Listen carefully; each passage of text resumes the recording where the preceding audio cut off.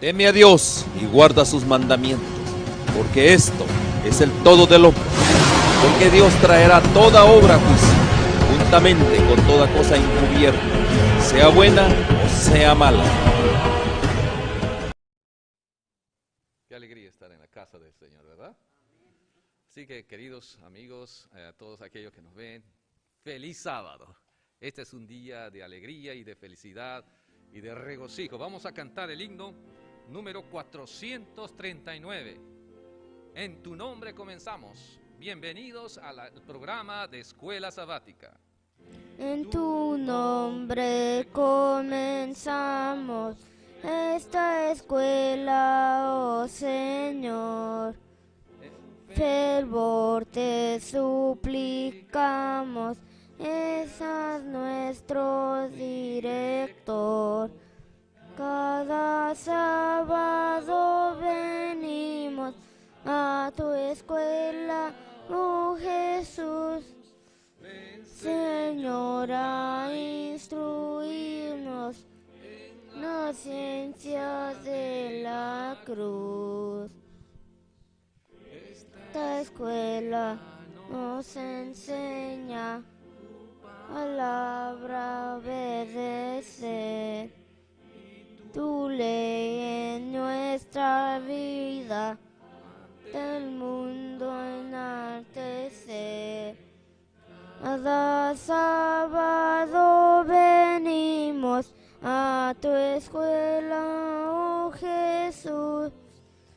Señor, a instruirnos la ciencia de la cruz.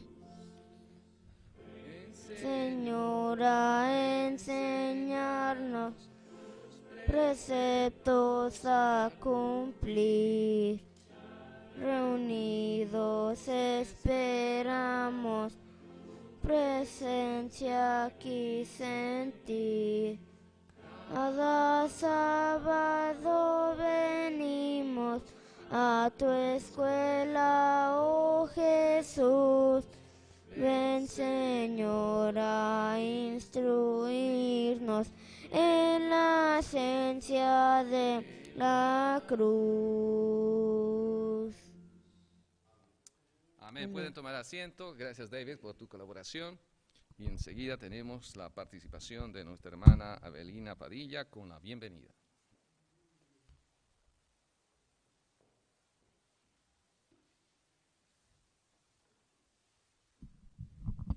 Feliz sábado, hermanos. Qué alegría estar nuevamente aquí en la casa del Señor, un nuevo sábado, como dicen por ahí algunas alabanzas, otro sábado más en la casa de nuestro Dios. Vamos a leer el Salmo 122 para la bienvenida. José, ¿me lo podrías poner acá? Muchas gracias. Pero qué alegría, esperemos que todos estemos gozosos, los que madrugamos, estamos aquí listos para guardar el santo sábado como Dios nos lo pidió. Yo me alegré con los que me decían, a la casa de Jehová iremos, nuestros pies estuvieron dentro de tus puertas, oh Jerusalén, Jerusalén, que se ha edificado como una ciudad que está bien unida entre sí. Qué bonito, ¿verdad? Con este versículo les doy a todos una cordial bienvenida en este sábado, que todos los que están aquí presentes, bueno, pues sean bendecidos, igual a los que no pueden venir por causa de enfermedad, pero que su corazón está aquí con nosotros, guardando el sábado, aunque sean sus casitas, también sean bienvenidos, y pues también por todos los que no pueden venir, ¿verdad? Por otras situaciones, aunque no estén enfermos. Pues, Señor, ten misericordia de todos nosotros, Señor, que quisiéramos estar aquí en este tu día santo. Janet, sea bienvenida, mija. O sea, nos da gusto tenerte aquí. Qué bonito que acompañes a tu mamá. Quisiera que mis hijos vinieran conmigo también. No se me ha hecho todavía, ¿verdad? Verlos ahí sentaditos, pero siéntete bienvenida. Esta es tu iglesia. Y todos, hermanitos, siéntanse cordialmente bienvenidos. Disfrutemos, gocémonos en el sábado santo del Señor. Amén.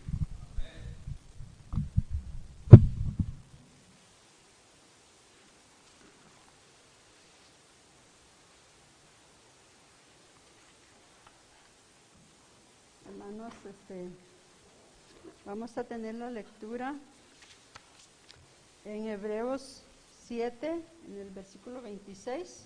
Si nos ponemos de pie, por favor. La palabra de Dios dice así: porque tal sumo sacerdote nos convenía, santo, inocente, sin mancha, apartado de los pecadores y hecho más sublime que los cielos. Palabra de Dios. Los que podamos arrodillarnos, hermanos, nos arrodillamos para tener la oración.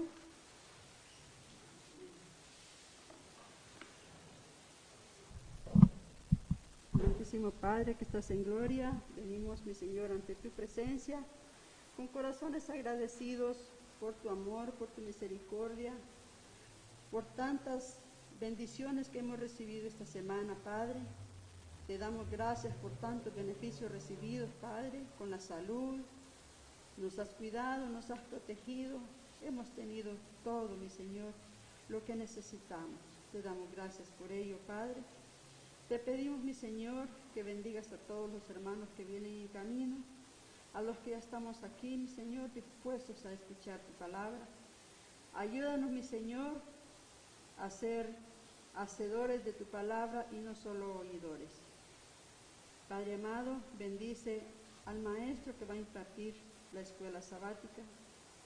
Bendice al pastor que va a traer el pan espiritual, mi Señor, a tu pueblo. Bendice todas las actividades de la iglesia, mi Señor. Quédate pues con nosotros, todo te lo pedimos, Padre, en el santo nombre de tu Hijo amado Jesucristo. Amén y amén.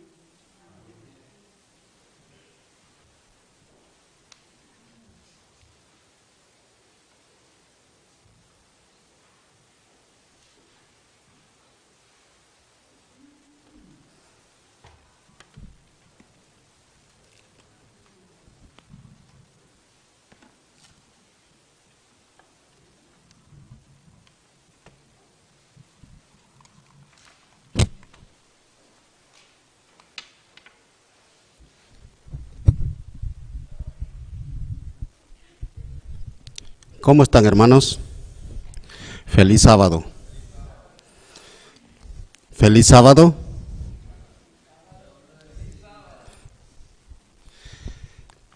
Yo esta semana recibí una llamada de alguien que mira nuestro canal y me hicieron un comentario. No les voy a decir textualmente lo que me dijeron, pero a raíz de esa llamada yo voy a pedir a toda la congregación de los que estamos aquí, si nos podemos hacer sentar lo más al frente posible. Y les explico por qué.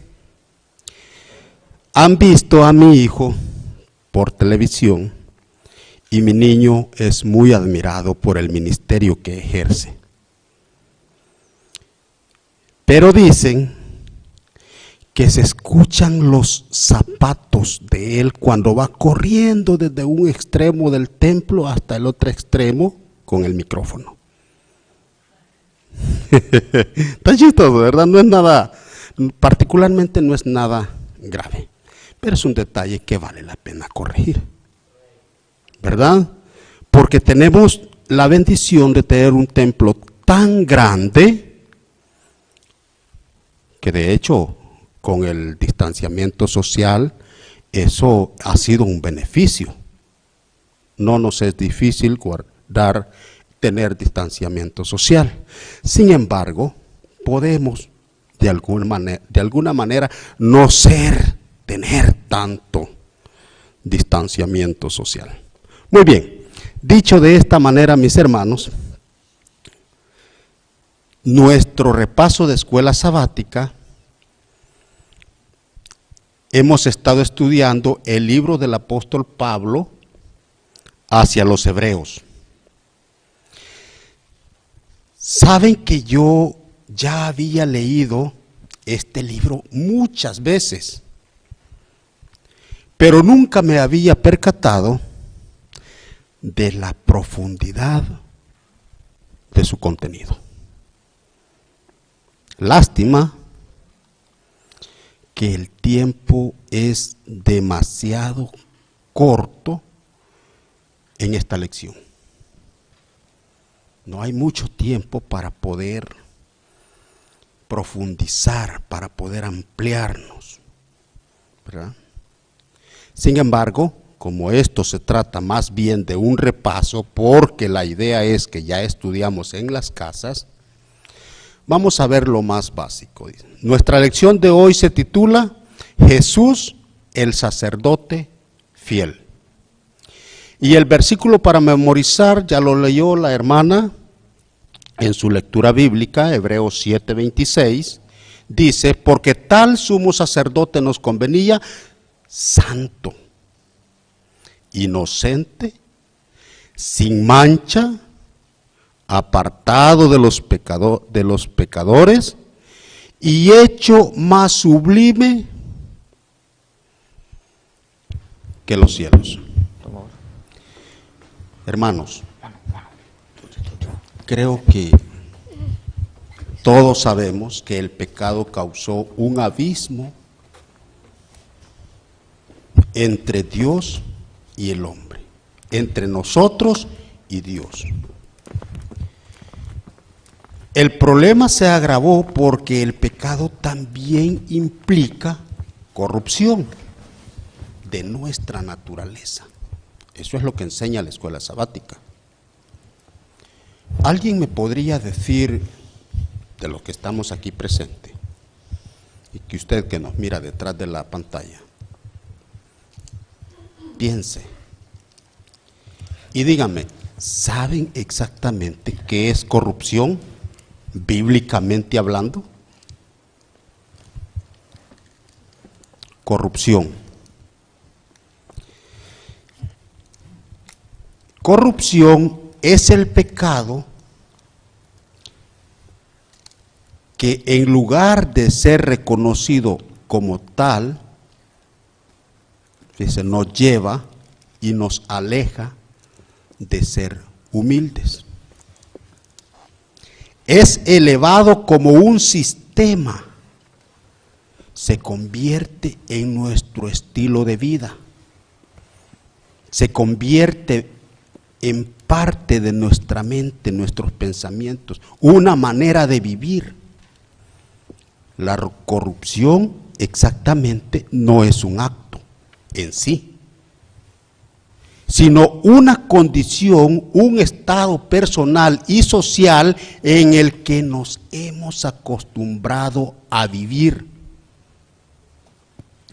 La corrupción es un proceso de descomposición.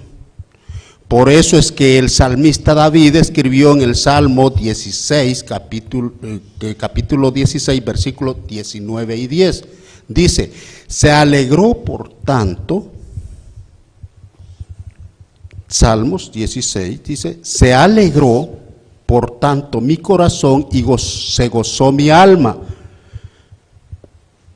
Mi carne también reposará confiadamente. ¿Por qué? Dice el versículo 10, porque no dejarás mi alma en el Seol, ni permitirás que tu santo vea corrupción. Esto lo dijo el salmista profetizando de Jesús, que Jesús resucitaría. Por lo tanto, su cuerpo no iba a entrar en un proceso de descomposición. Ese mismo proceso de descomposición ha corroído a la raza humana. Desde que el pecado entró a este mundo, Elena G. de White dice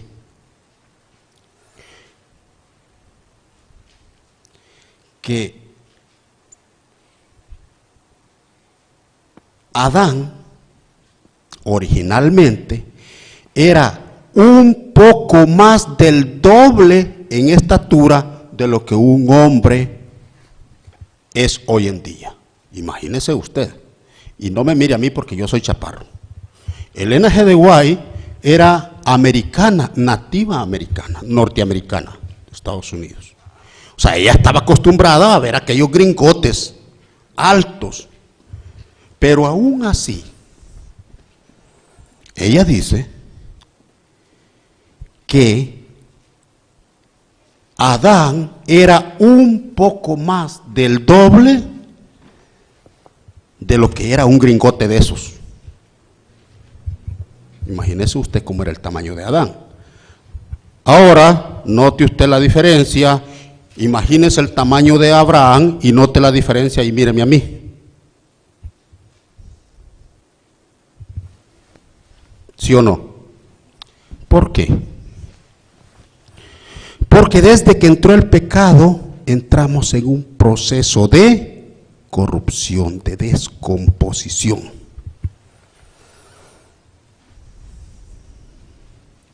Dios es santo y el pecado no puede existir en su presencia. Por lo tanto, nuestra propia naturaleza corrupta nos separó de Dios. Al igual que dos imanes orientados en la misma dirección, en vez de acercarse, se alejan el uno del otro.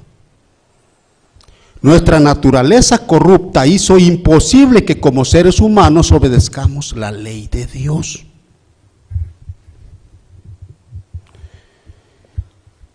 Y consecuentemente, a lo largo de la historia de la humanidad, los seres humanos, en vez de acercarnos a Dios, cada vez vamos más y más y más y más lejos de Dios.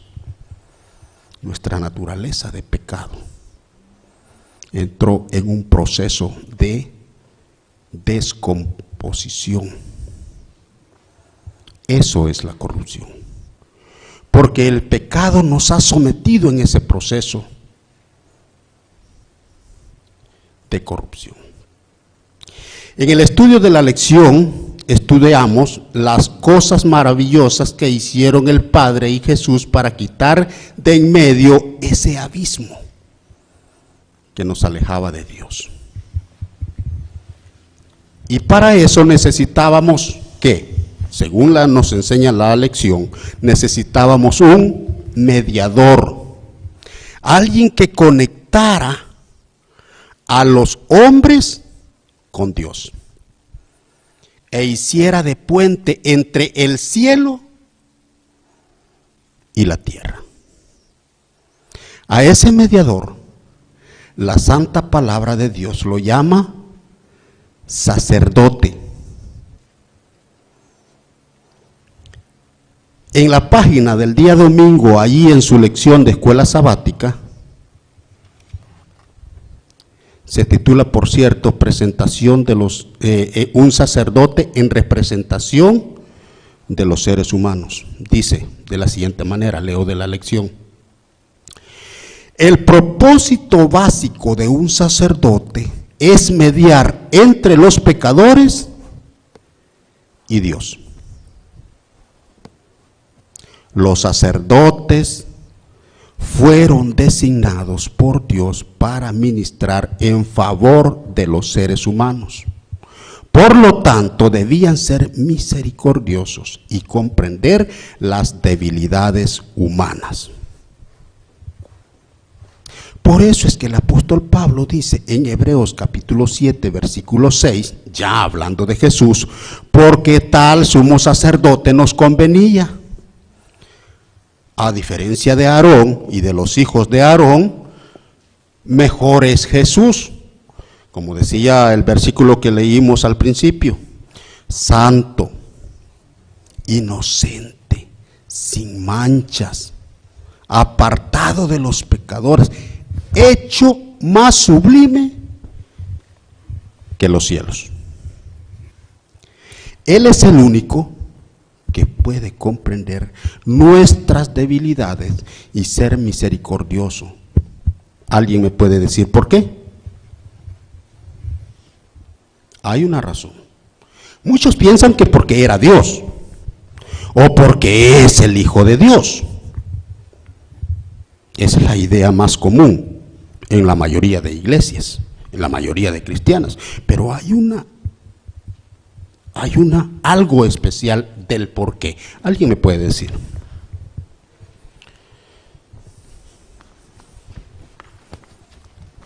Ahí va nuestro asistente. Al que le suenan los zapatos. Pues tenía que ser semejante a sus hermanos. Por eso Él es misericordioso, porque Él comprende las debilidades del hombre y tenía que ser semejante a nosotros para poder comprendernos nuestras debilidades y nuestros pecados y las tentaciones que viene a uno. Por eso Él es misericordioso con nosotros, porque nos entiende. Amén. Jesucristo es el único que puede comprender nuestras debilidades y ser misericordioso, precisamente por lo mismo. Ahora, ¿por qué?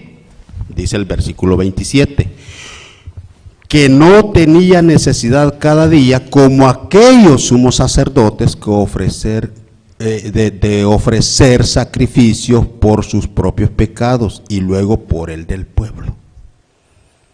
En Hebreos capítulo 5, versículos 5 y 6, Pablo muestra que Jesús cumple perfectamente con esos propósitos. Dice de la siguiente manera: así tampoco Cristo se glorificó a sí mismo, haciéndose sumo sacerdote, sino el que le dijo: tú eres mi hijo, yo te he engendrado hoy. Versículo 6, como también dice en otro lugar: tú eres sacerdote para siempre según el orden de Melquisedec. Además, Jesús es el único que nos puede entender, porque Él también vivió, sintió cualquier adversidad, cualquier problema en este mundo como cualquiera de nosotros. Hebreos capítulo 5, versículos 7 y 8 lo dice. Y Cristo, fíjese bien, esto es muy interesante de valorar, y Cristo en los días de su carne, ofreciendo ruegos y súplicas, con gran clamor y lágrimas, al que le pedía librar de la muerte, fue oído a causa de su temor reverente. O sea, Jesús resistió todo lo que sufrió, no porque era el Hijo de Dios, no porque era Dios, sino porque aunque era Dios y aunque era el Hijo de Dios, en ese momento estaba en igual condición como cualquiera de nosotros. Ahora, ¿cuál es la diferencia en comparación a nosotros? Es que Él se tomó de la mano de quien tenía que tomarse. Esa es la diferencia. Leamos de nuevo. Y Cristo en los días de su carne, ofreciendo ruegos y súplicas con gran clamor y lágrimas, al que le pedía librara de la muerte, fue oído a causa de su temor reverente. Y aunque era hijo, por lo que padeció, aprendió la obediencia. Sin embargo, existen algunas diferencias importantes.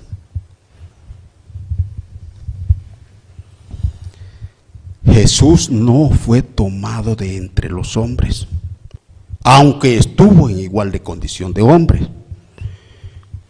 Siempre en Hebreos capítulo 5, versículo 1 dice: porque todo sumo sacerdote tomado de entre los hombres es constituido a favor de los hombres en lo que a Dios se refiere, para que presente ofrendas y sacrificios por los pecados. Jesús era de procedencia divina, pero adoptó la naturaleza humana para, entre otras cosas, servir como sacerdote en favor de nosotros. Fíjese que Filipenses capítulo 2, versículos del 6 al 8 dice, Filipenses capítulo 2, versículos del 6 al 8, el cual siendo en forma de Dios, no escatimó ser igual a Dios como cosa a que aferrarse, sino que se despojó a sí mismo, tomando forma de siervo, hecho semejante a los hombres, y estando en la condición de hombre, fíjese bien, o sea, aquí no cabe la excusa de que porque nosotros, Jesús pecó porque era Dios y nosotros pues somos imperfectos. Claro, de que lo somos, pero eso no está en discusión. Y estando en la condición de hombre, se humilló a sí mismo, haciéndose obediente hasta la muerte y muerte de cruz. Palabra de Dios. Ahora, yo quisiera que notáramos cuál era la condición de Aarón y de los hijos de Aarón. O sea, la calidad, porque Aarón y sus hijos eran sacerdotes, Jesús también sacerdote. Hebreos capítulo 5, vamos hasta el versículo 4. Porque todo sumo sacerdote tomado de entre los hombres es constituido a favor de los hombres en lo que a Dios se refiere, para que presente ofrendas y sacrificios por los pecados, para que se muestre paciente con los ignorantes y extraviados, puesto que él también está rodeado de debilidades. O sea, Aarón tenía que ponerse en los zapatos de los demás. Y de eso se trató. Por eso Jesús se puso en condición de hombre, porque también quiso ponerse en los zapatos de nosotros. Versículo 2. Para que se muestre paciente con los ignorantes y extraviados, puesto que él también está rodeado de debilidad. Y por causa de ella, es decir, de la debilidad debe ofrecer sacrificio por los pecados, tanto por sí mismo como también por los del pueblo. Eso era lo que Aarón hacía. Primero tenía que ofrecer sacrificio por sus propios pecados, por sus hijos, por los de su familia y después por los del pueblo. Y nadie toma para sí esta honra sino el que es llamado por Dios, como lo fue Aarón. Así dice el versículo 4. Ahora, pero Jesús no ofreció sacrificio por sus pecados, sino solo por los pecados del pueblo, o sea, solo por nuestros pecados. ¿Por qué? Porque Él no tenía pecado. Ahora, ¿cómo es que si estaba en la condición de hombre no tenía pecado?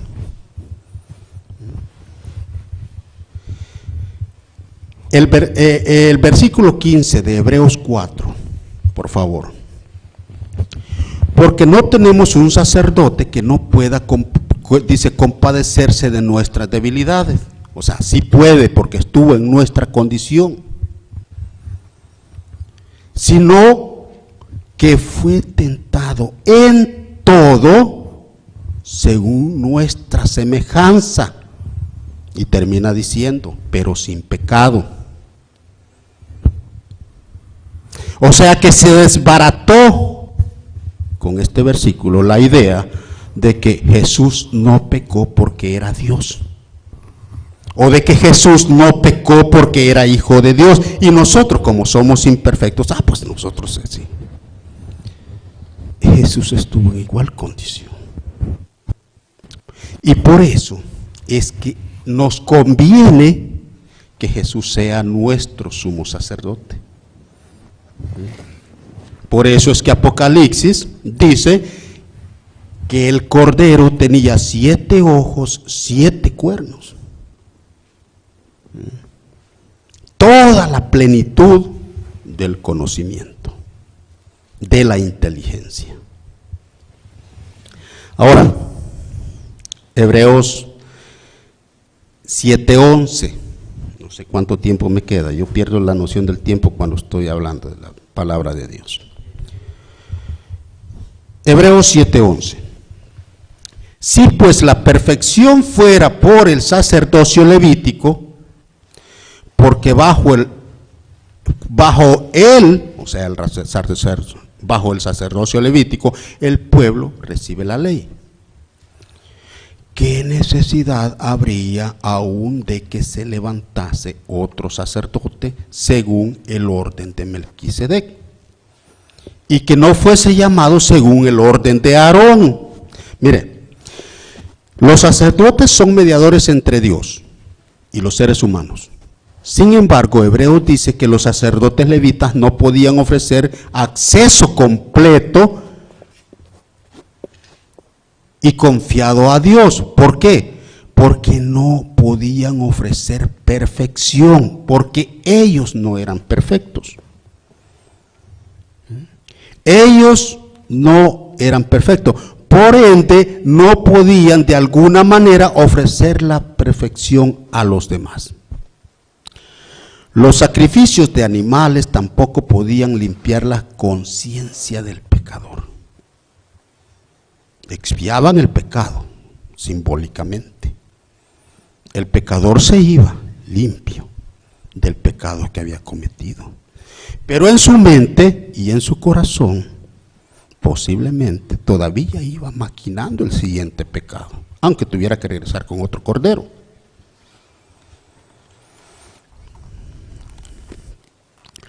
Los sacrificios de animales tampoco podían limpiar la conciencia del pecador. Su propósito era señalar el ministerio de Jesús y sus sacrificios, el único que ofrecería una verdadera purificación del pecado. Eso lo dice Hebreos 9:14. La función de los sacerdotes levitas y su sacrificio fue temporal e ilustrativa mediante el ministerio de ellos. Dios quería conducir al pueblo a depositar su fe en el futuro ministerio que Jesús, el verdadero Cordero de Dios, iba a ejercer. Ese era el propósito principal de toda esa tradición de sacrificios. El capítulo 7, versículo 12 de Hebreos, dice: porque cambiado el sacerdocio, necesario es que haya también cambio de ley. Mire, sabía que este versículo es adecuado y muy usado por todas las iglesias, cristianos de diferentes denominaciones, que están en contra de guardar los mandamientos de Dios. Por lo mismo, porque cambiado el sacerdocio, necesario es que haya también cambio de ley.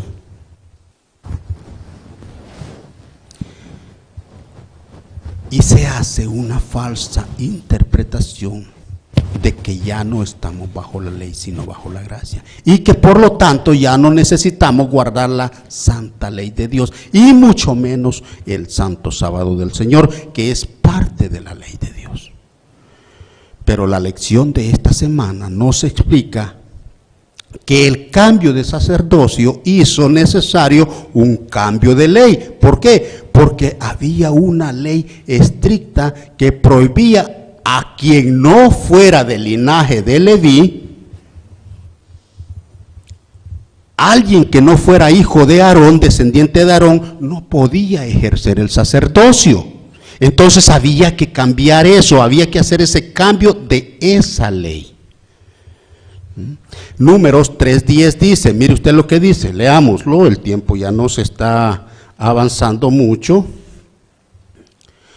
Números capítulo 3 versículo 10 dice: y constituirás a Aarón y a sus hijos para que ejerzan su sacerdocio ¿verdad? Constituirás a Aarón y a sus hijos, o sea, sus descendientes, para que ejerzan el sacerdocio. Ellos eran levitas. El sacerdocio era exclusivo de la tribu de Leví. Y mire lo que dice al final: y el extraño que se acercare morirá, Es decir, que de la condición principal para ser sacerdote era ser descendiente directo de la tribu de Leví. Y en este punto había un problema con Jesús. ¿Por qué? Porque Jesús era de la tribu de Judá. Si Jesús se iba a acomodar a cumplir esta ley, no podía ser sacerdote. No podía. Porque él era del linaje de David y David era de la tribu de Judá.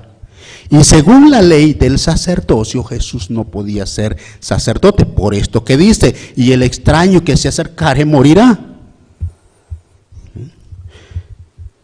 Pero ¿cuál era esa ley? Esta ley de los sacrificios y del sacerdocio, aquella que fue escrita por Moisés y no por el dedo de Dios, y que se menciona en Deuteronomios, capítulo 31, versículos del 24 al 26. Usted la puede leer. Bueno, se la voy a leer un poco rapidito. Dice, Deuteronomio 31, 24, 26.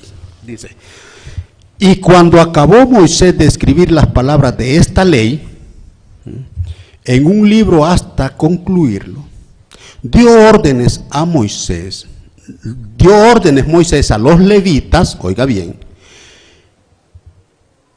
que llevaban el arca del pacto de Jehová, los levitas que llevaban el arca del pacto de Jehová, diciendo, tomad este libro de la ley y ponedlo al lado del arca del pacto de Jehová, vuestro Dios, y esté allí por testigo. ¿Contra quién? Contra ti. ¿Contra quién? Contra los levitas, contra los sacerdotes. Esta ley es la que era necesario cambiar. Números 3:10 lo dice, Hebreos 7:3 lo explica, 7:13, 13 y 14 lo explica. Que Jesús era del linaje de Judá, por lo que esta ley le prohibía ser sacerdote. Entonces Pablo argumenta que la designación de Jesús como sacerdote indicaba que Dios cambió la ley del sacerdocio. Esta es la ley que fue clavada en la cruz, porque era sombra de lo que había de venir, pero el cuerpo es de Cristo. Y a todo esto se refiere Colosenses 2:17. Jesús recibió el sacerdocio sobre la base de una vida indestructible, porque tiene un ministerio eterno. Las aplicaciones de estos hechos son asombrosas. Significan que el ministerio de Jesús nunca será superado. Jesús salva por completo, eternamente, perpetuamente. Hebreos 7:25.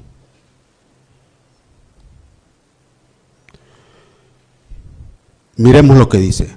Mas en cuanto permanece para siempre, tiene un sacerdocio inmutable, por lo cual puede también salvar perpetuamente a los que por él se acercan a Dios, viviendo siempre para interceder por ellos. Porque tal sumo sacerdote nos convenía, santo, inocente, sin mancha, apartado de los pecadores y hecho más sublime que los cielos. Un sacerdote eterno, santo, sin mancha, inmutable. ¿Entendimos ahora y nos quedó claro el versículo que leyó la hermana en la lectura bíblica? Muy bien. Que el Señor les bendiga, mis hermanos, y le queda el tiempo al hermano.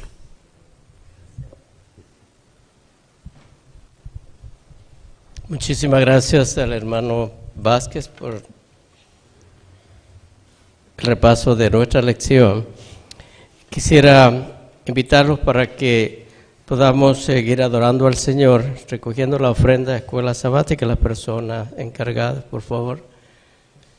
Mientras tanto, buscamos un himno para despedir la escuela sabática. Invito al hermano que me ayude. Es el himno a adorarle, ¿verdad? Sí, vamos a cantar el himno.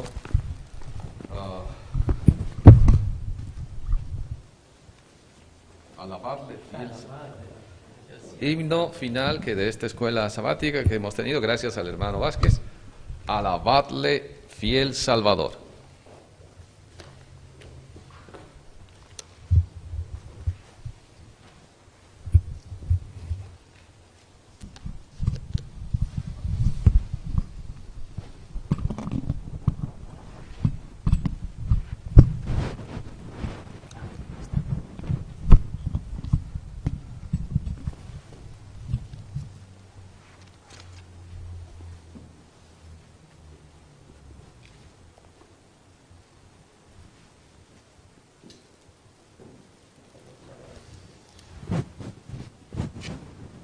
Muy interesante la escuela sabática, el repaso de la lección. Les animamos a seguir estudiando.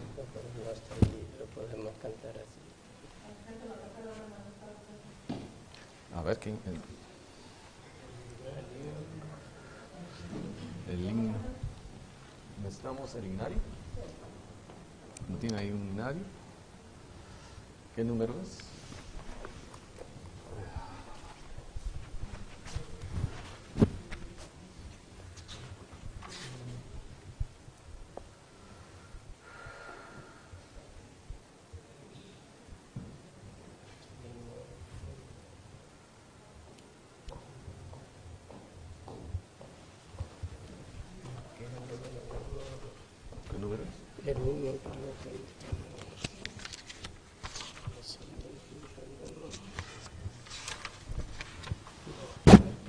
Vamos a cantar eso.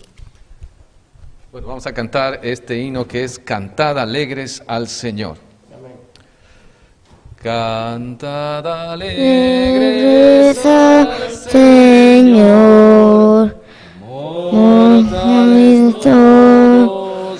por doquier, servirle siempre con fervor, obedecerle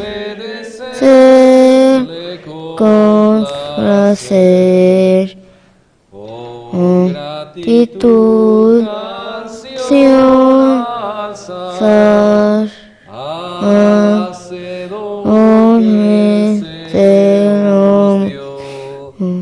a Dios excelsa penetra, que como Padre nos amó, su pueblo somos salvará a los que busquen al Señor. Ninguno de ellos dejará, Él los amará con su amor. Amén, hermanos. Continuemos con el programa.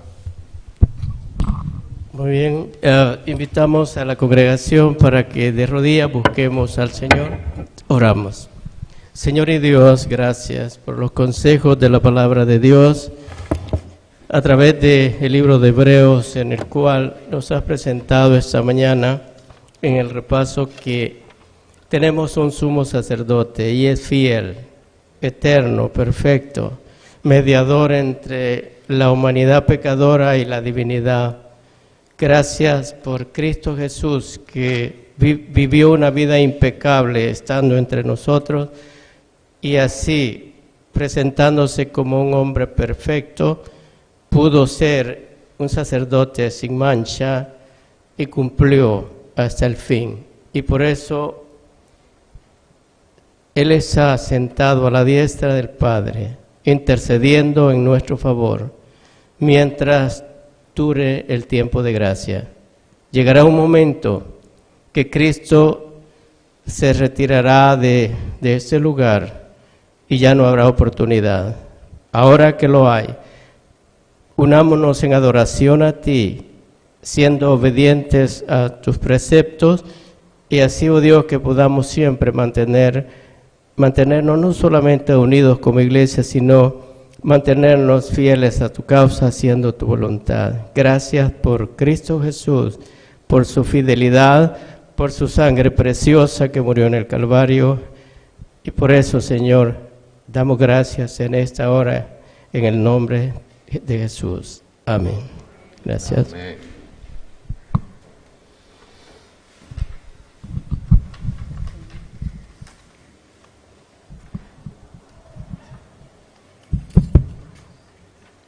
Quisiera invitarlos para buscar en la palabra de Dios, en la carta del apóstol Pedro, a Primera de Pedro, capítulo 2, versículo 5. Primera carta de Pedro, versículo 2, verso 5. La palabra de Dios dice: vosotros también, como piedras vivas, estáis siendo edificados en una casa espiritual, en un sacerdocio santo, para ofrecer sacrificios espirituales agradables a Dios por medio de Jesucristo. Esta mañana quisiera compartir brevemente lo que significa, lo voy a hacer quizá en dos partes, lo que significa el ayuno y por qué la persona, los humanos, debemos ayunar. ¿Cuánto les gusta ayunar de los presentes? ¿Cuánto les gusta ayunar? ¿No? Muy bien. Sabe, hermanos, que esto del ayuno, de paso quiero preguntar, ¿quién instituyó el ayuno? Fíjese para contestar. Si no lo sabe, no hay problema, yo le voy a decir. ¿Quién ustedes creen que instituyó el ayuno?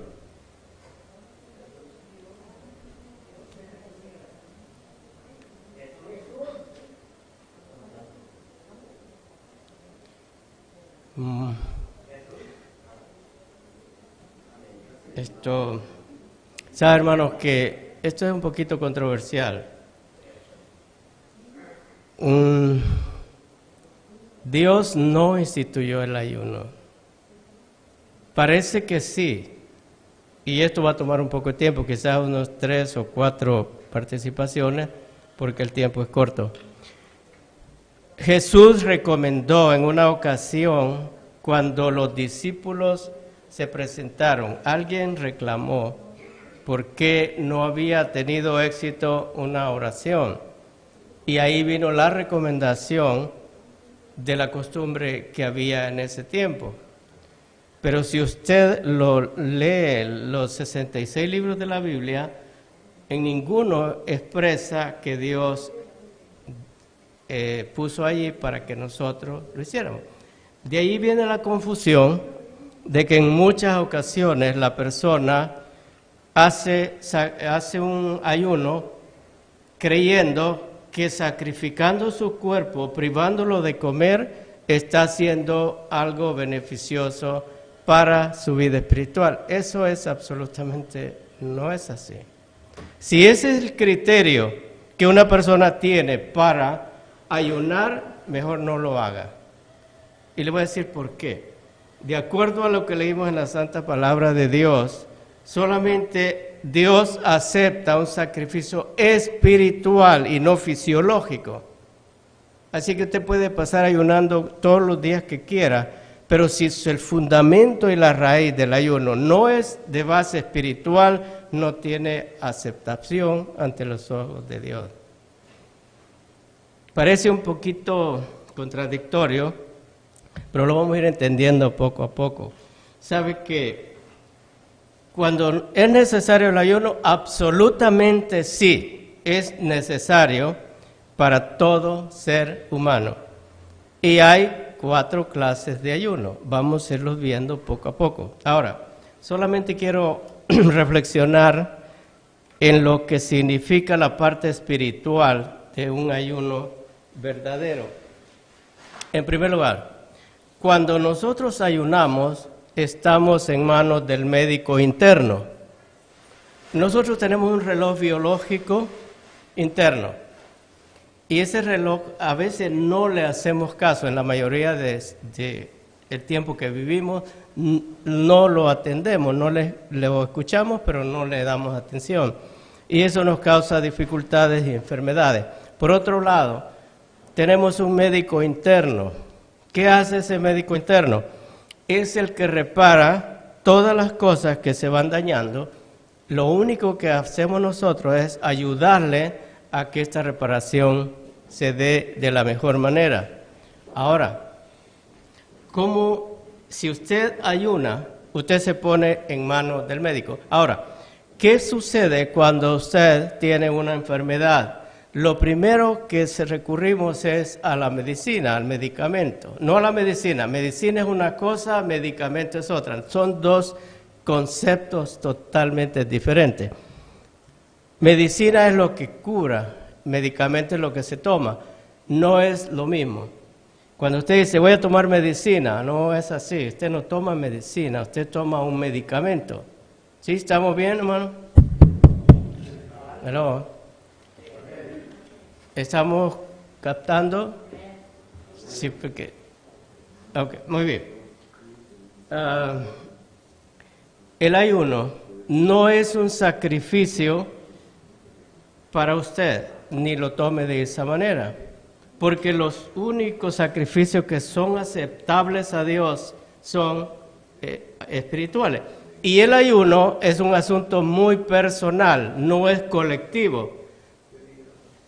Cuando en una ocasión hubo un rey que convocó a un ayuno, ¿recuerda a alguien quién era? ¿Quién? El de Nínive. Ajá. Cuando Jonás fue a predicar a Nínive. Muy bien. Ahora, ¿por qué ese hombre de Dios convocó a un ayuno?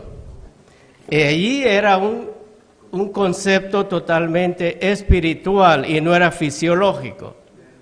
Ahora, le digo algo, la persona que más ayuna, no me refiero a días, depende cómo esté su constitución física, su salud va a ser mucho mejor.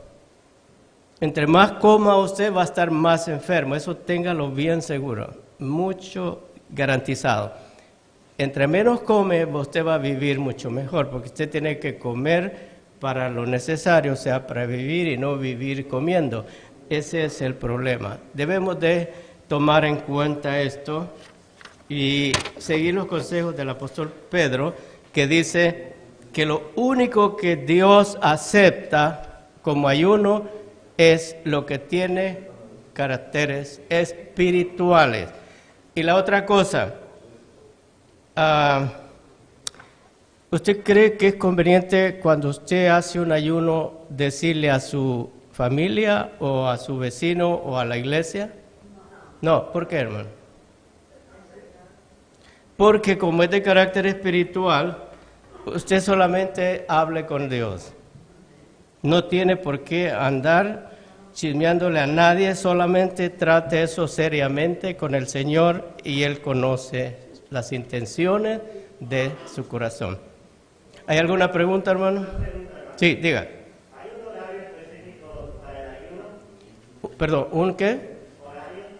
Por ejemplo, ciertas horas que tiene que, o lo que quiera uno. Muy bien. La respuesta es la siguiente. Depende de su estado físico, porque no toda la gente tiene una constitución física similar. Hay personas que si se privan de alimento, si tienen una condición de enfermedad como diabetes, entonces tienen que pensarlo 2 veces, porque es muy contraproducente. Por eso es espiritual, porque si fuera fisiológico,